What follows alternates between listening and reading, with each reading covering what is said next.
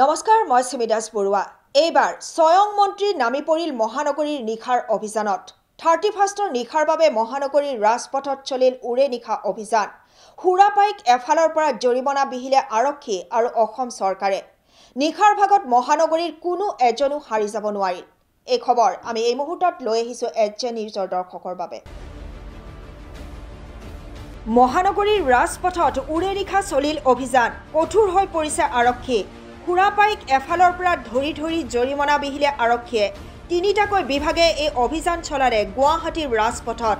গাড়ী বাইক ডাঙৰ সৰু কোনো এখন গাড়ী এই অভিযানৰ পৰা হাৰি নগল অভিযানত নিজেই উপস্থিত থাকিল আবকাৰী আৰু পৰিবহণ মন্ত্ৰী পৰিমল শুক্লবৈদ্য আমি সেই দৃশ্যাংশ দেখুৱাই আছো আপোনালোকক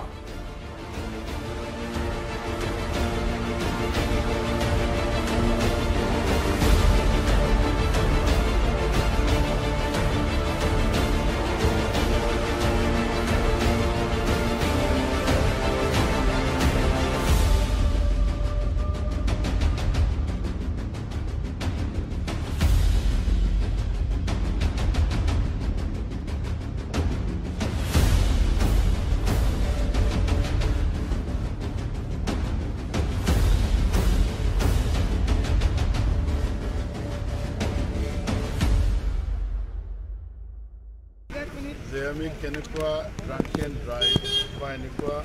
ইৰেগুলাৰিটি আমি কমাই আনিব পাৰোঁ তাৰ একমাত্ৰ লক্ষ্য হ'ল যে ৰাইজ যাতে এটা সুৰক্ষিত আমি সকল মানুহে বাটত আমাৰ কিছুমান মানুহ আছে যিসকল অপৰিণামদৰ্শী মানুহ ড্ৰাংক এণ্ড ড্ৰাইভ কৰি কোনো না কোনো ঠাইত হয়তো বা ড্ৰিংকস কৰিছে বাট তাৰ পাছতো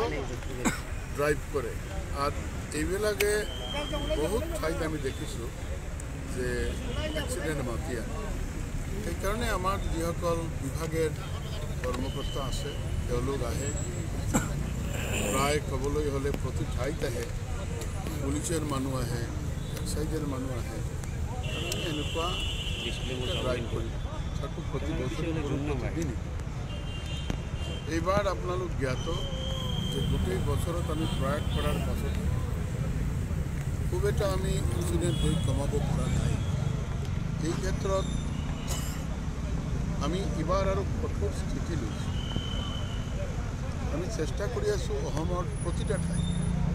যাতে এনেকুৱা এটা চেকিং হয় যাতে কোনো পৰ্যায়ী ৰাইজে ড্ৰাংক এণ্ড ড্ৰাইভ